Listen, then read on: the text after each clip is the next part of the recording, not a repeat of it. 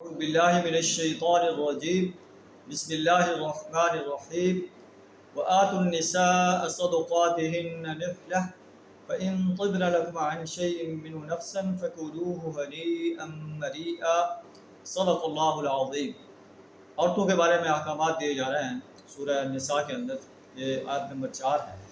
تو اللہ تعالیٰ فرماتا ہے کہ جن عورتوں سے تم نکاح کرتے ہو انہیں ان کے حق مہر ادا کرو۔ فَإِن طِبْنَ لَكُمْ عَنْ شَيْءٍ مِّنْهُ نَفْسًا، اگر وہ اپنی خوشی سے کوئی حق مہر جو ہے اس کا کچھ حصہ تمہیں معاف کر دیں، فَكُلُوهُ هَنِيئًا مَرِيئًا، اسے تم جو ہے مزے سے کھا سکتے ہو، لیکن حق مہر جو ہے وہ اس کی ادائیگی سے تمہیں کوتاہی نہیں کرنی چاہیے۔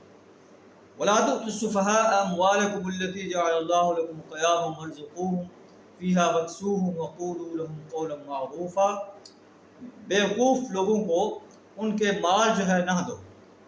اللہ نے جن مالوں کو اللہ نے تمہارے قیام کا ذریعہ بنایا ہے، ایک آدمی آپ کے معاشرے کے اندر یا آپ کے خاندان کے اندر جو ہے وہ نادان ہے، اپنے مال کا صحیح تصرف نہیں کر سکتا، تو اللہ کا قرآن کہتا ہے کہ اس کا مال جو ہے اپنے قبضے میں لے لو اور اس کو اپنی ضروریات جو ہے اس کو پورا کرنے کے لیے مال دیتے رہو، لیکن سارا مال اس کے سپرد نہ کرو۔ ایسا نہ ہو کہ وہ مال کو ایسے عیاشی میں اڑا دے۔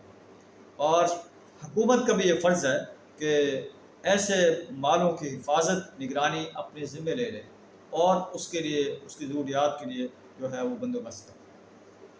آگے اللہ فرما رہا ہے وَابْتَلُوا الْيَتَامَىٰ حَتَّىٰ إِذَا بَلَغُوا النِّكَاحَ، یتامہ کی جو ہے آزمائش کرتے رہو، ان کو جانچ پڑتال کرتے رہو، جب وہ نکاح کی مدت تک پہنچ جائیں تو پھر تم جو ہے ان کے مال ان کے سپرد کر دو۔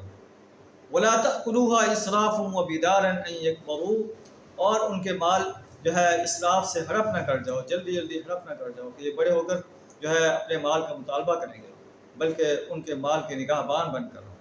وَمَنْ كَانَ غَنِيًّا فَلْيَسْتَعْفِفْ، جو دولت مند ہے وہ اس سے بچنے کی کوشش کرے کہ یتیم کے مال میں کچھ تصرف کرے۔ وَمَنْ كَانَ فَقِيرًا فَلْيَأْكُلْ بِالْمَعْرُوفِ، اور جو انسان محتاج ہے، غریب ہے، تنگ دست ہے، اس کے پاس اتنا مال نہیں ہے کہ وہ یتیم کو جو ہے اس کی سرپرستی کر سکے، تو پھر وہ اس کے مال میں سے احسن طریقے سے، معروف طریقے سے کھا سکتا ہے۔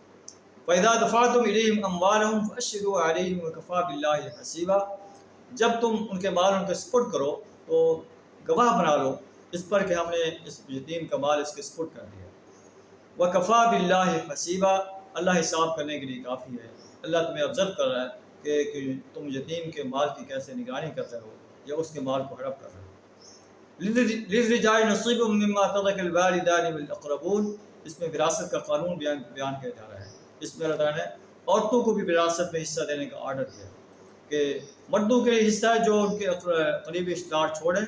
وَلِلنِّسَاءِ نَصِيبٌ مِّمَّا تَرَكَ الْوَالِدَانِ وَالْأَقْرَبُونَ مِّمَّا قَلَّ مِنْهُ أَوْ كَثُرَ، اور عورتوں کے لیے بھی حصہ ہے جو ان کے قریبی رشتہ دار، ان کے والدین چھوڑ جائیں، چاہے وہ تھوڑا ہو چاہے زیادہ ہو۔ نصیبا مفروضا، یہ ایک حصہ ہے مقرر کیا ہوا، تم مال کو تقسیم کر رہے ہو اور تقسیم کے وقت جو ہے تمہارے قریبی رشتہ دار آ جاتے ہیں، یتامہ اور مساکین آ جاتے ہیں، تو اللہ کا قرآن کہتا ہے فَارْزُقُوهُمْ، اس مال میں سے ان کو بھی کچھ نہ کچھ دے دو۔ وَقُولُوا لَهُمْ قَوْلًا مَّعْرُوفًا، اور ان کے ساتھ بڑے معروف انداز سے بات کرو۔ اس بات کا خیال رکھو کہ اگر یہ تمہاری اولاد ہوتی اور مال تقسیم ہو رہا ہوتا تو تمہیں بھی جو ہے یہ خدشہ ہوتا کہ ہماری اولاد جو ہے وہ ہمارے مرنے کے بعد اس کا کیا بنے گا۔ وَلْيَخْشَ الَّذِينَ لَوْ تَرَكُوا مِنْ خَلْفِهِمْ ذُرِّيَّةً ضِعَافًا خَافُوا عَلَيْهِمْ، جس طرح تمہیں اس بات کا خوف ہوتا تو تمہیں بھی دوسروں کے بچوں کے بارے میں ایسا ہی خیال رکھنا چاہیے۔ فَلْيَتَّقُوا اللَّهَ وَلْيَقُولُوا قَوْلًا سَدِيدًا، اللہ کی نافرمانی سے بچو، یتیموں کے مال کو ہڑپ کرنے سے بچنے کی کوشش کرو اور سیدھی سادی بات کرو۔ ان الذین یأکلون اموال الیتامی ظلما، جو لوگ یتیموں کے مالوں کو ظلم سکھاتے ہیں، انما یأکلون فی بطونہم نارا، وہ اپنے پیٹ میں آگ بھر رہے ہیں، وسیصلون سعیرا، ان قریب اس بھڑکتی ہوئی آگ میں داخل ہوں گے۔ اللہ سے دعا کریں ہمیں یتیموں کے مال کی حفاظت کرنے کی توفیق عطا فرمائے۔